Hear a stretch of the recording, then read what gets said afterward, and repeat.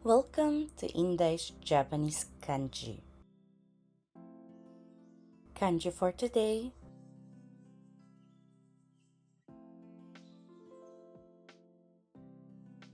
Level N2. こんばんは。よろしくお願いします。こんばんは。よろしくお願いいたします。はい、そうです。次はジェイクさんですね。はい。Ipapakita na po natin Os. os. So. Ano po ba yun?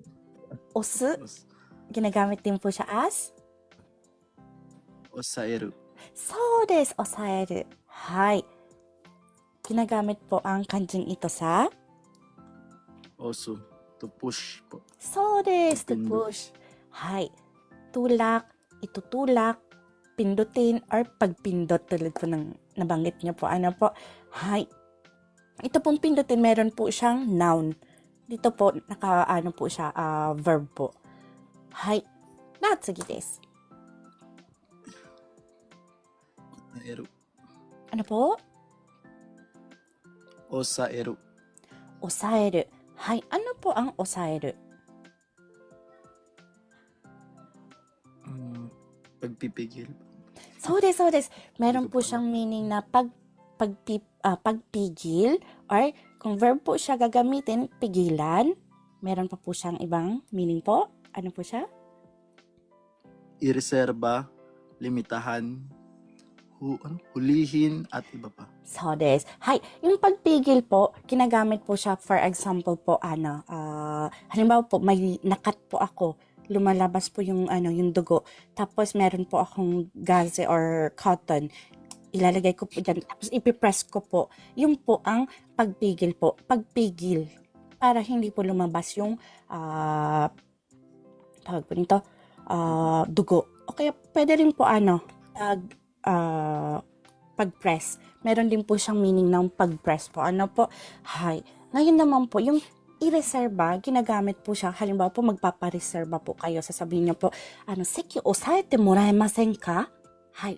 Tatawag po kayo. Ano po, para po magpa-reserva sa isang restaurant. Sasabihin niyo po, seki osaete moraemasen ka?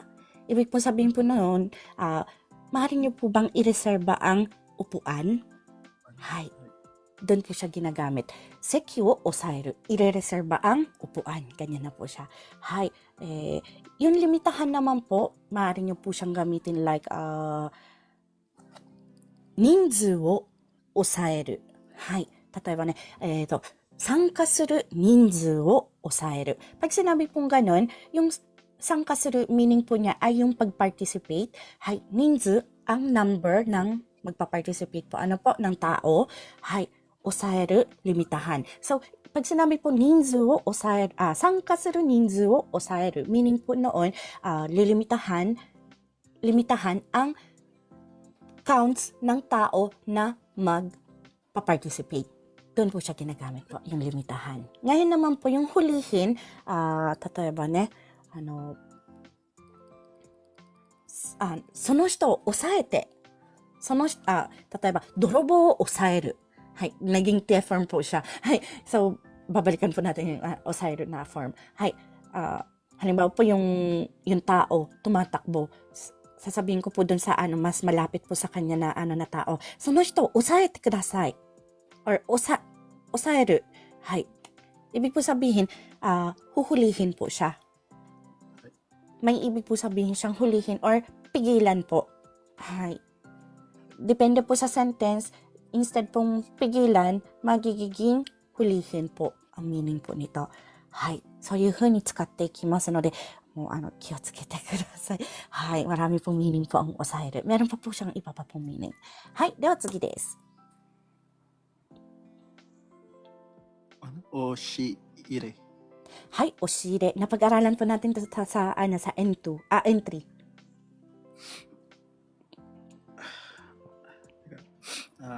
Ano po? Nakalimutan ko na po. こんばんは。お邪魔します。こんばんは。 Yun po ba yung closet po ba yun? So. Sa, yung Japan po, po, ね、Kumbaga yung closet po nung panahon dito sa Japan,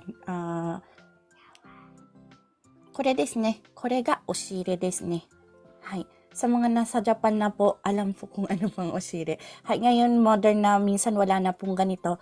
Ito, may mga dating Japanese po, tinatawag pa rin po siyang oshire. Pero iba na rin po ang tawag yan ngayon eh. Hay. Yung oshire talaga po, yung originally ganito po yung itsura po ng oshire. Hay, nabubuksan po siya. Hay, meron din po sa taas. Hay, usually linalagay po dito yung mga futong. Hay, o kaya naglalagay po ng drawer para lalagyanan po ng mga damit. Hay, yung mga Durabox po. Hay, yung po ang oshire. So, sa Tagalog po, sa madaling salita ay Aparador. そうです、aparador. はい、では次ですね。Ang next po natin na pag-aaralan na kanji ay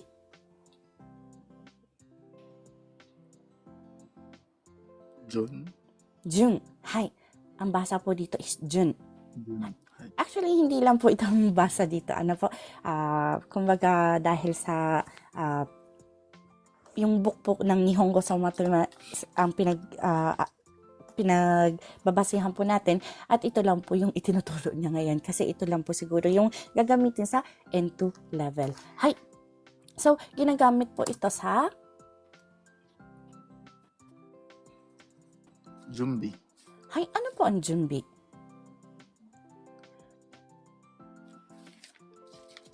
Paghahanda. Prepare. そうです。そうです。Paghahanda. Hay. Pwede rin po ito through form. Hay. Kaya pag naging through form po siya, magiging verb po siya. Paano po siya magiging verb yung paghahanda?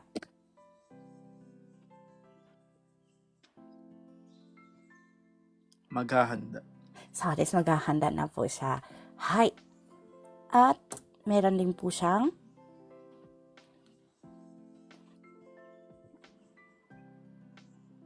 Junkyu.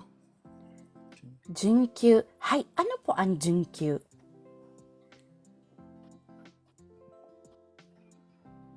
Wala pong idea. Ginagamit po ito sa train.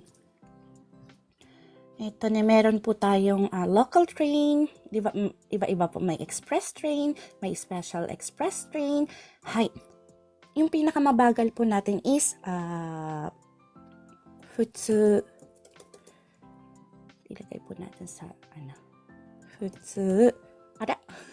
失礼. Nihongo ka. Futsu. Resha. O kaya, futsu densha. Futsu resha, futsu densha. 同じですね。はい。Tapos, yung sunod po dyan is, junkyu. Next po, kyuko. Next po, meron po tayong, kaisoku. Kaisoku. Hay. So, yung mga train po natin, marami pong klase po. Meron po tayong local train na futsu. Junkyu is pre. Yung jun po kasi, pre po ito. Pre, pre-express po. Ano po? Then, yung kyuko is express. Yung kaisoku is rapid. Lagyan po natin ng Tagalog. Medyo maliit pala. Comment ni. Hay. Lagyan po natin ng English na po. Local. Pre-express, then express, at rapid. Hay. Meron pa po yan pong iba. May mga, meron po tayong special express, meron pa po tayong bullet train. Hay. Pero ito po yung normal train na wala po tayong babayaran na additional fee para po sumakay. Hay. At mas mabilis po sa lahat po ang rapid kaysa po sa Kyuko. Hay, nanode kiyotsukete kudasai. Ayan, mas maganda po yung sinabi po ni Wonderful Soul-san. Arigatou gozaimasu. Hay, mas maganda po sabihin semi-express. Arigato ne. Hay, semi-express. Arigato. Machikaita. Hay. Ganyan po siya. Kaya yung pag sinabi pong Junkyu, ito po ay semi-express. Local express yung... Hay. Palitan ko po. Semi-express po siya. Bakit kaya po naging local express yung sulat ko? Hay. Arigatou gozaimasu. Let's sige desu ne. Nakita niyo po? Sagot mo yun. Hay. Sige desu.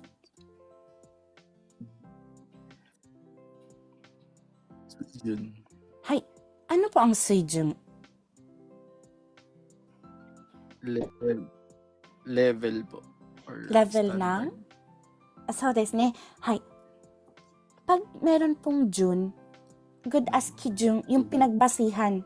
Ano po? Hay. Kijun っていうのはね、書くとね、こういう風に書くの。kijun。あら。kijun。Magilid na naman po. Ay, kijun means ito po yung pinagbasihan. Kaya, pag sinabi pong suijun, level po ng tubig na yung pinaka-basic or standard. Ano po? Hay. Kaya, ito po ay magiging sa Tagalog po. Pamantayan, standard, antas ng tubig, water level. So desu. Hay, yun po ang magiging meaning po ng suijun. Hay. Ginagamit po ito, for example po, sa mga dam. Yung dam, yung dito po sa Japan po nag-iipon po ng tubig po sa dam para po ihatid po sa kada bahay po. So yung dam po meron po siyang level ng tubig na dapat sinusunod na dapat at least meron ganito para magkasya sa mamamayan. Hay, sa mga ganyan po ginagamit po ng suijun. Hay, yung standard noong pinagagamitan po ng tubig. Hay, pinaglalagyan ng tubig. Hay, that's it is.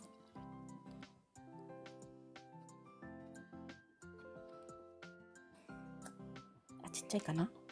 Jun Kesho. はい、準決勝。はい。Yung kesho, naalala nyo po sa entry?